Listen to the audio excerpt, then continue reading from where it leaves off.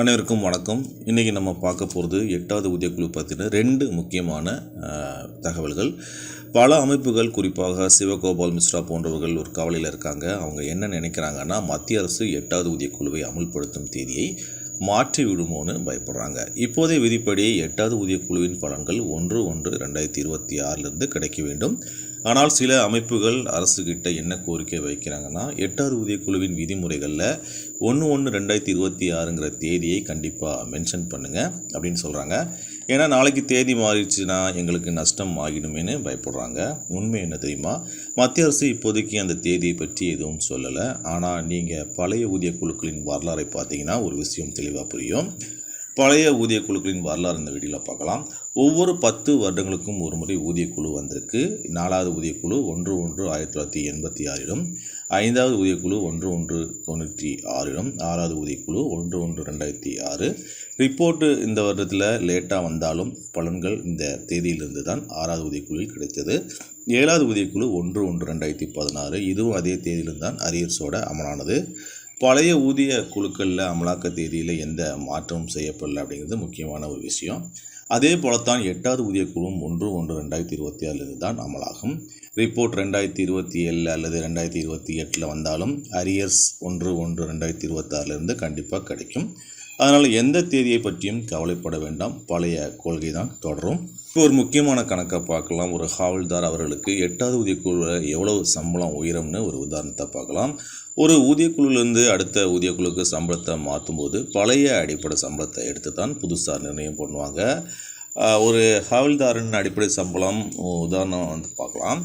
ஊதியக்குழு 4வது சிபிசியில் அமலாக்கம் தேதி 1/1/1986 1410 ரூபாய் அடிப்படை சம்பளமாக இருந்தது. அதே போல் 5வது 6வது 7வது ஊதியக்குழுவில் அந்த வீடியோவில் தெரிகிற மாதிரி நமக்கு வந்து 4600, 11360, 29200 என ஒவ்வொரு ஊதியக்குழுவிலும் அடிப்படை சம்பளம் இருந்தது. ஒரு ஹாவில்தாருக்கு 7வது ஊதியக்குழுவில் குறைந்தபட்சம் அடிப்படை சம்பளம் 29200 நிர்ணயம் செய்யப்பட்டிருக்கு. அதாவது 7வது ஊதியக்குழுவில்.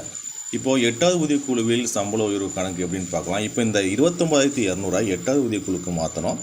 8வது ஊதியக்குழுவில் உங்களுடைய பழைய அடிப்படை சம்பளத்தை ஒரு ஃபிட்மெண்ட் ஃபேக்டரால் பெருக்கினால் புது அடிப்படை சம்பளம் கிடைக்கும். 7வது ஊதியக்குழுவில் ஃபிட்மெண்ட் ஃபேக்டர் 2.57 இருந்தது. நான் 8வது ஊதியக்குழுக்கு ஒரு ஃபிட்மெண்ட் ஃபேக்டரை அதாவது 1.92 ஒரு அனுமானமாக எடுத்துக்கிறேன். அப்போது 7வது சிபிசி பேசிக் பே 29200, ஃபிட்மெண்ட் ஃபேக்டர் அதில் மல்டிப்ளை பண்ணால் 1.92 ஃபிட்மெண்ட் ஃபேக்டர் மல்டிப்ளை பண்ணால் குறைந்தது 56,064 ரூபா 8வது சிபிசி பேசிக் பேவாக இருக்கும். அதாவது ஒரு ஹாவில்தார் அவர்களின் குறைந்தபட்ச அடிப்படை சம்பளம் 29,200 56,064 உயரும். இது ஒரு கணக்கீடு தான். மத்திய அரசு அறிவிக்கும் ஃபிட்மெண்ட் ஃபேக்டரை பொறுத்து இது மாறுபடலாம். இந்த புதிய அடிப்படை சம்பளம் மட்டும் இல்லாமல் இராணுவ வீரர்களுக்கு இன்னும் சிலவும் சேரும்.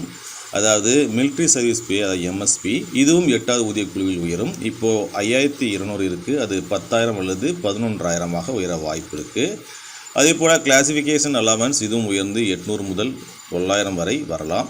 இந்த அடிப்படை சம்பளம் plus MSP plus classification allowance மூன்றையும் கூட்டி அதில் பாதி தொகை தான் பென்ஷனாக நிர்ணயம் செய்யப்படும். இந்த கணக்குப்படி ஓய்வூதியம் கிடைத்தாலும் உங்களுக்கு ஒரு பதவி ஒரு ஓய்வூதியத்தில் இதைவிட அதிக பலன் கிடைக்கும் என்பதால் ஓஆர்ஓபியின் பலனைத்தான் நீங்கள் பெறுவீர்கள். நண்பர்களே, இந்த தகவல் உங்களுக்கு புரிந்திருக்கும்னு நினைக்கிறேன்.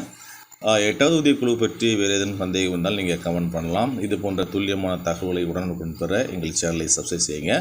மீண்டும் அடுத்த வீடியோவில் சந்திக்கலாம். நன்றி, வணக்கம்.